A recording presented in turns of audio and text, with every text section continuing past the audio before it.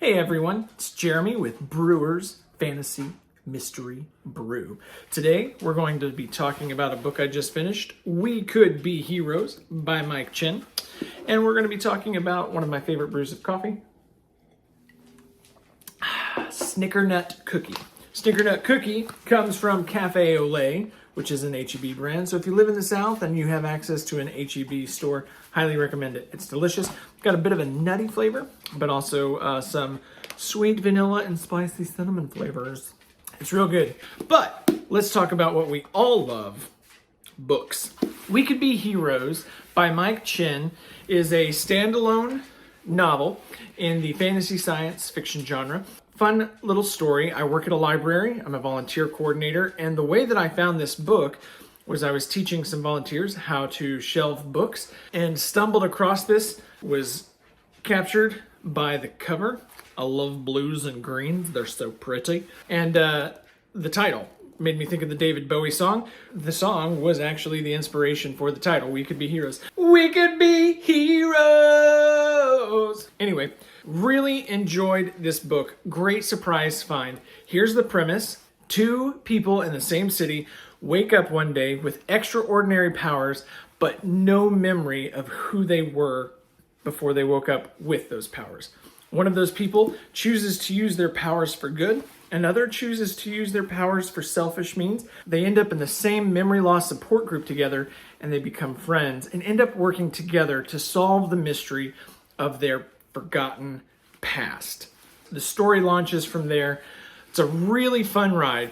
Only 330 pages, so it's a quick, easy read, especially if you're used to like epic fantasy. You can knock it out in a weekend, on a rainy day. That, for me, was refreshing. Let me real quick touch on just one thing that I really didn't like about the book, and it's not a critique as much as just a wish. The characters are interesting. You really care about them pretty quickly. I wish he had gone deeper with those characters. There was really some potential. With the book only being 330 pages, I think he could have gone for a larger page count and a larger word count and really let us explore those interesting characters and their backstories. Eventually, I'm not gonna tell you that. Spoiler alert! Stop! Okay, so what did I love about the book? Short, sweet, interesting characters. Not a terribly unique premise, but he does some really fun, creative things with it. There's some good humor written into the stories as well. And he does a great job of touching on some pretty profound themes like friendship, loyalty, the power of our choice, the consequences we face with our choices, and asks the reader the question, if you had power, what would you do with it? How would you use it? Because the reality is we all have power, and we choose every day whether we're going to use that power for ourselves or whether we're going to use that power to help others. So, highly recommend this book. Enjoyed it enough that a colleague and I at work are going to read one of his other books together. While I checked this one out from the library, the next one I ordered. I wanted to buy it because while I work in a library, love the library, think the library is a sound financial decision for most people, I also dream of having my own personal library, as I'm sure almost everybody watching this video does.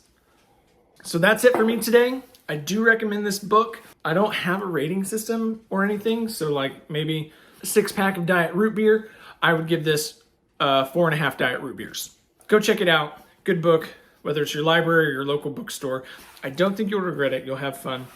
And you can thank me in the comments below. Tell me what you thought, or if you've read any of his other works, and if you recommend those. Y'all have a great day. Keep reading. Support your local library.